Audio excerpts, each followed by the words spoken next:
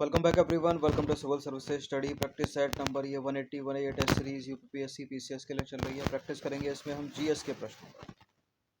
तो चलिए स्टार्ट करते हैं। इंपॉर्टेंट प्रश्न होंगे, बड़े स्टेटमेंट वाले, एक्सप्लेनेशन भी बड़ी है और इम्पोर्टेंट है, मिश्रित प्रश्न होंगे ये। तो पहला प्रश्न है यहाँ पर हिस्ट्री का, मॉडर्न हिस्ट्री। निम्नलिखित कथनों पर विचार करेंगे। कथन कारण वाला मतलब कथन वाला प्रश्न है। कभी कथन 1 के नाम से, कथन 2 या कथन कारण के नाम से भी ये प्रश्न पूछा जाता है। तो कथन 1 है 7 अगस्त को राष्ट्रीय हथकरघा दिवस के रूप में घोषित किया गया था। कथन 2 है 1905 में इसी दिन स्वदेशी आंदोलन शुरू किया गया था। उपरोक्त कथनों के बारे में निम्नलिखित में से कौन सा एक सही है? मतलब ये दोनों करेक्ट होंगे तो आंसर होगा बी वाला। ठीक है, दोनों करेक्ट होंगे, दूसरी की व्याख्या करेंगे तो आंसर होगा ए वाला। इनमें से कोई सही गलत होगा तो आंसर सी और डी में से दिया जाएगा। राष्ट्रीय हथकरघा दिवस, नेशनल हैंडलूम डे, 7 अगस्त को राष्ट्रीय हथकरघा दिवस के रूप में घोषित किया गया। बिल्कुल करेक्ट है पहला स्टेटमेंट, क्योंकि 1905 में इसी दिन स्वदेशी आंदोलन शुरू किया गया था। तो ये भी ठीक है, व्याख्या भी कर रहे हैं एक दूसरे की।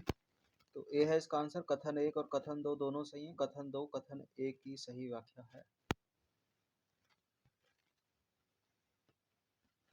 तो पहला भी करेक्ट है, दूसरा भी करेक्ट है। हथकरघा यानी हैंडलूम बुनकरों को सम्मानित करने और देश के सामाजिक विकास में हथकरघा उद्योग के महत्व के बारे में जागरूकता विकसित करने तथा हथकरघा उद्योग को बढ़ावा देने के उद्देश्य से प्रतिवर्ष 7 अगस्त को राष्ट्रीय हथकरघा दिवस मनाया जाता है। और 7 अगस्त को स्वदेशी आंदोलन जो कि हुआ था 1905 में, उसकी स्मृति में राष्ट्रीय हथकरघा दिवस को नामित किया गया था। इसमें राष्ट्रीय हथकरघा दिवस और स्वदेशी आंदोलन के बीच गहरा संबंध है। तो करेक्ट है दोनों के दोनों स्टेटमेंट, और दूसरा वाला पहले की व्याख्या भी करता है। ये प्रश्न है क्वेश्चन नंबर 2 ज्योग्राफी से। भूकंप लेखी यानी सिस्मोग्राफ में एस तरंगों से पहले पी तरंगे अभिलिखित की जाती हैं। प्राथमिक तरंगे पी सबसे तेज गति से गमन करती हैं। देखिए भूकंप के तरंगे, पी तरंगे और एस तरंगे। पी तरंगों को प्राथमिक तरंगे, एस तरंगों को द्वितीयक तरंगे कहते हैं। तो ये बोल रहा है जो पी तरंगे हैं वो पहले अभिलिखित की जाती हैं, तो ये तेज गति से चलती होंगी, तभी तो सिस्मोग्राफ पर पहले चढ़ती हैं। और प्राथमिक तरंगे पी सबसे तेज गति से गमन करती हैं, सबसे तेज गति से गमन करती हैं। तो करेक्ट है पहला वाला स्टेटमेंट भी, दूसरा वाला भी, दोनों के दोनों सही है। देखिए भूकंप के दौरान दो प्रकार की कंपन तरंगे पृथ्वी से होकर गुजरती हैं। प्राथमिक तरंगे पी जो सबसे तेज गति से गमन करती हैं और सिस्मोग्राफ पर सबसे पहले दर्ज की जाती हैं। द्वितीयक तरंगे या एस तरंगे इन प्राथमिक तरंगों या पी तरंगों की तुलना में धीमी गति से गमन करती हैं। कई बार एग्जाम में प्रश्न बने पी तरंगों पर, एस तरंगों पर, अधिकतर प्रश्न।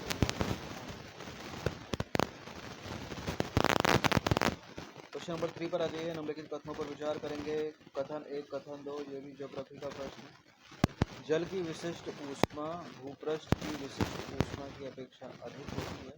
और दूसरा कथन है महाद्वीपों और महासागरों के मध्य तापांतर जो होता है वो शीत ऋतु की तुलना में ग्रीष्म ऋतु में अधिक होता है।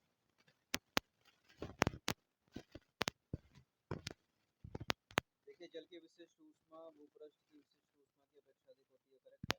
और महाद्वीप और महासागरों के मध्य तापांतर शीत ऋतु की तुलना में ग्रीष्म ऋतु में अधिक होता है। तो यहाँ उल्टा होता तो गलत हो जाता दूसरा स्टेटमेंट, लेकिन ये भी ठीक है। अभी दोनों के दोनों कथन है, लेकिन ये कथन 1 और कथन 2 दोनों सही हैं, और कथन 2 कथन 1 की सही व्याख्या नहीं। तो बी है इसका आंसर। दोनों अलग अलग बातें कह रहे हैं। देखिए विशिष्ट ऊष्मा जो है किसी पदार्थ का वह गुण है जो किसी पदार्थ द्वारा दी गई ऊष्मा के अवशोषित होने पर पदार्थ के तापमान में परिवर्तन को निर्धारित करता है। तो महाद्वीप और महासागरों के मध्य तापांतर शीत ऋतु की तुलना में ग्रीष्म ऋतु में अधिक होता है, क्योंकि भूमि क्षेत्र जलीय क्षेत्र की तुलना में तेजी से ऊष्मित होता है।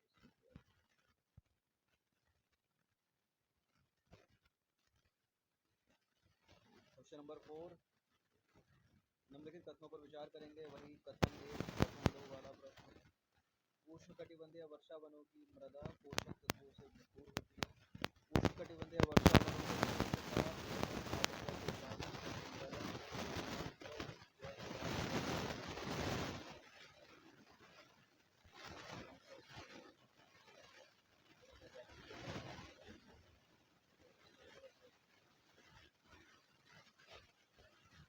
उष्णकटिबंधीय वर्षा वन में ट्रॉपिक ऑफ एवरग्रीन फॉरेस्ट की जो मिट्टी होती है उसके जो पोषक तत्व होते हैं वो भरपूर होते हैं। ये बात सही है? ये बात सही नहीं है। क्यों सही नहीं है? क्योंकि उष्णकटिबंधीय वर्षा वनों में होता है हाई टेम्परेचर, पर्याप्त मात्रा में वर्षा होती है। जो वर्षा होती है वो भी निक्षालित कर देती है पोषक पदार्थों को, और जो नमी होती है वो डिकम्पोज कर देती है। हाई टेम्परेचर डिकम्पोज कर देता है, अपघटित कर देता है। तो गलत है, गलत है।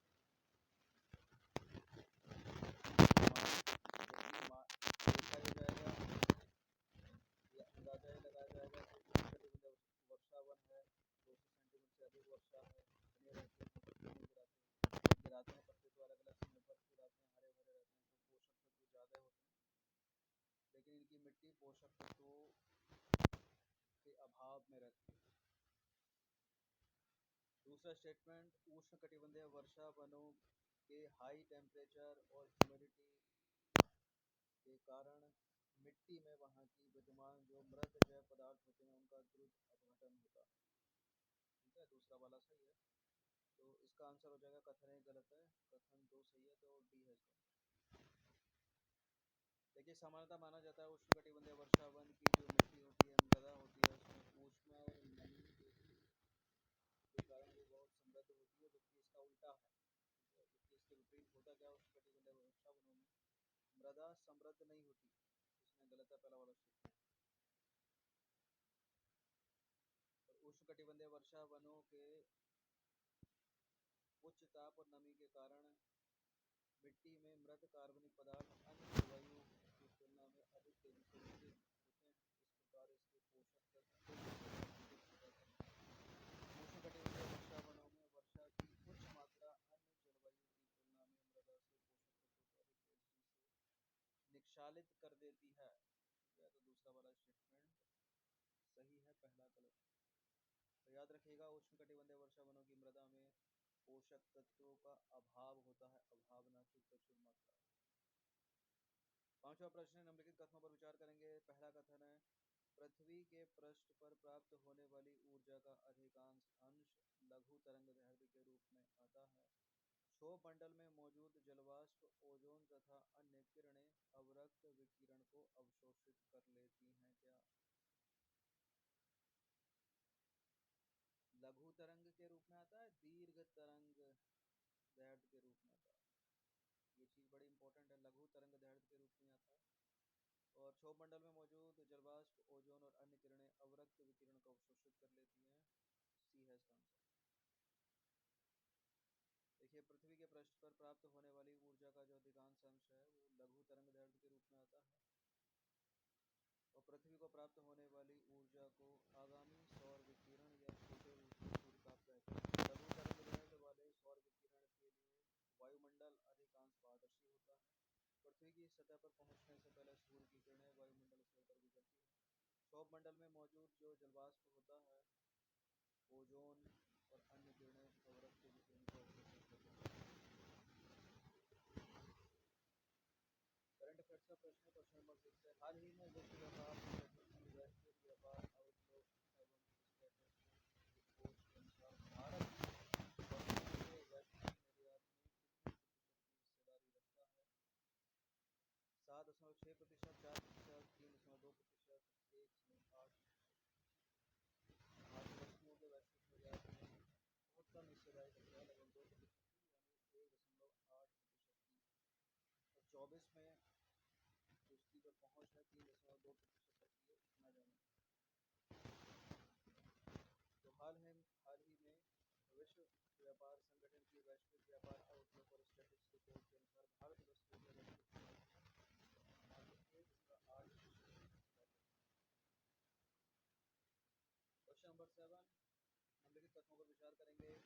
कथन 1, कथन 2 वाला प्रश्न है, प्रश्न हिस्ट्री का मॉडर्न नागरिकों के बीच संवैधानिक मूल्यों को संवर्धित करने के लिए संविधान दिवस का दिवस 26 नवंबर को मनाया जाता है। क्योंकि 29 अगस्त 1947 को भारतीय संविधान सभा ने भारतीय संविधान का प्रारूप तैयार करने के लिए डॉक्टर राजेंद्र प्रसाद की अध्यक्षता में प्रारूप समिति का गठन किया। संविधान दिवस हर साल 26 नवंबर को मनाया जाता है जो कि परीक्षा का अलग पूछता है और दूसरा वाला भी सही हो जाता है अगर यहाँ डॉक्टर राजेंद्र प्रसाद की जगह भीमराव अम्बेडकर या बी आर अम्बेडकर लिखा होगा। ठीक है, तो इसका जो आंसर होगा केवल कथन एक सही है और कथन दो गलत है, यानी सी वाला ऑप्शन। 29 अगस्त 1947 को संविधान सभा ने भीमराव अम्बेडकर की अध्यक्षता में राजेंद्र प्रसाद की अध्यक्षता में प्रारूप समिति का गठन किया जिसने भारतीय संविधान के प्रारूप को तैयार किया। तो गलत है, दूसरा वाला स्टेटमेंट पहला वाला सही है। 26 नवंबर को संविधान दिवस के रूप में मनाया जाता है। इसे जून वर्ष 1949 में भारतीय संविधान सभा ने औपचारिक रूप से भारतीय संविधान को अपनाया जो आगे चलकर 26 जनवरी 1950 को लागू हुआ। एग्जाम में प्रश्न बनते हैं कब अपनाया कब लागू हुआ। क्वेश्चन नंबर 8 है, इस तरह के प्रश्न एग्जाम्स में पूछ लिए जाते हैं एनसीईआरटी से या किसी बुक से। कोई सीधा एक पैरा उठाएगा, फिर इन द ब्लैंक्स के रूप में पूछेगा। तो डैश को संविधान सभा ने औपचारिक रूप से भारतीय संविधान के निर्माण की शुरुआत की और डैश ने उद्देश्य प्रस्ताव पेश किया जिसका उद्देश्य भारत के लिए स्वतंत्र संविधान करना तथा इसके संचालन हेतु संविधान सभा का निर्माण करना था।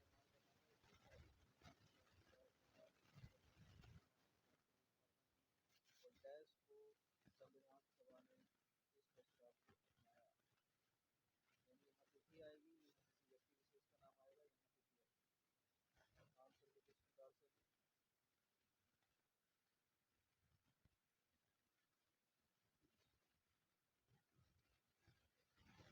देखिए, इसका आंसर हो जाएगा पहले में तो 22 दिसंबर 1946, 13 दिसंबर 1946, 23 दिसंबर 1946, फिर 24 नवंबर 1946। तो यहाँ पहले वाले फिलिंग द ब्लैंक्स में आएगा 13 दिसंबर 1946 को संविधान सभा ने औपचारिक रूप से भारतीय संविधान के निर्माण की शुरुआत की और जवाहरलाल नेहरू ने उद्देश्य प्रस्ताव पेश किया जिसका उद्देश्य भारत को एक स्वतंत्र संप्रभु गणराज्य के रूप में घोषित करना तथा इसके संचालन के लिए संविधान का निर्माण करना था। इस प्रस्ताव में संविधान सभा के कार्य का मार्गदर्शन करने के हेतु सामान्य सिद्धांतों की स्थापना की और 22 जनवरी 1947 को संविधान सभा ने एक प्रस्ताव को अपनाया। ठीक है, तो इसका आंसर हो जाएगा बी।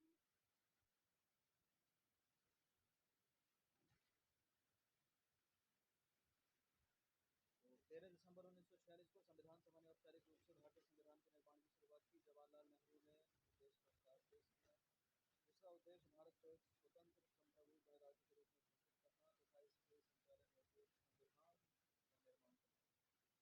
इस प्रस्ताव में संविधान सभा के कार्य का मार्गदर्शन करने हेतु सामान्य सिद्धांतों की स्थापना की और 22 जनवरी 1947 को संविधान सभा ने इस प्रस्ताव को।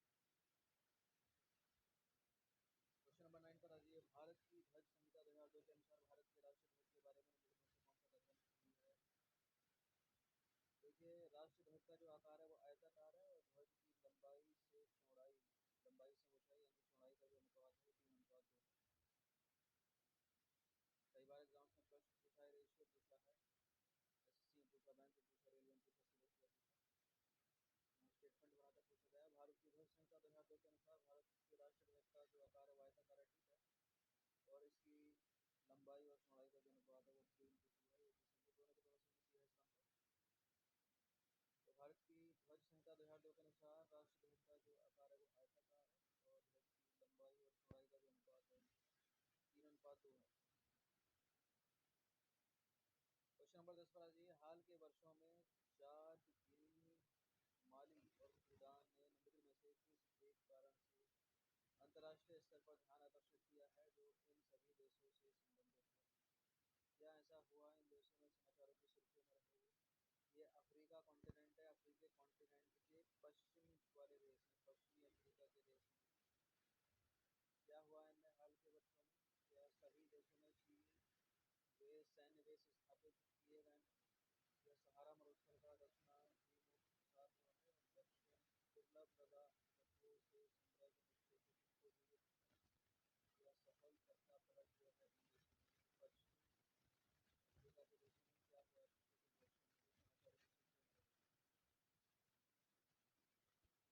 देखिए इन सभी देशों में जो है तख्ता पलट हुआ डी है इसका आंसर। उसके लिए प्रश्न यूपीएससी सिविल सर्विसेज में ज़्यादा पूछे जाते हैं।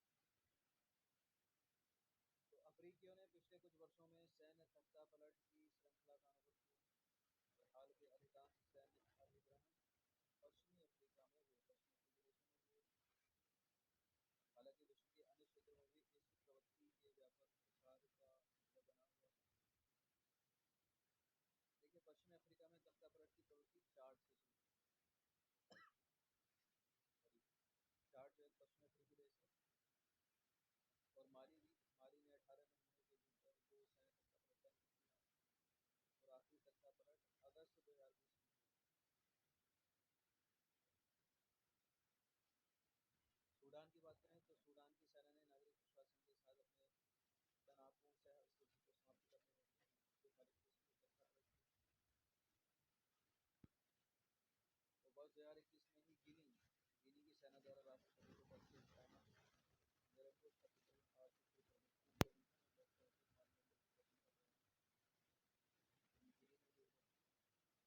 ठीक है। और ये सब क्षेत्रीय संगठनों और अंतर्राष्ट्रीय सभी इकट्ठी हुई सत्ता पर प्रक्रिया का समाधान और संबोधित करने के लिए की जा रही है। तो यही कारण है कि जो देश हैं अपने सफल यात्रा पर सफल में।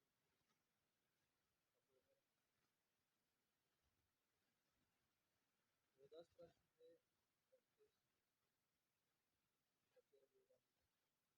तो सभी टेस्ट के फुल टेस्ट वीडियो सीरीज आप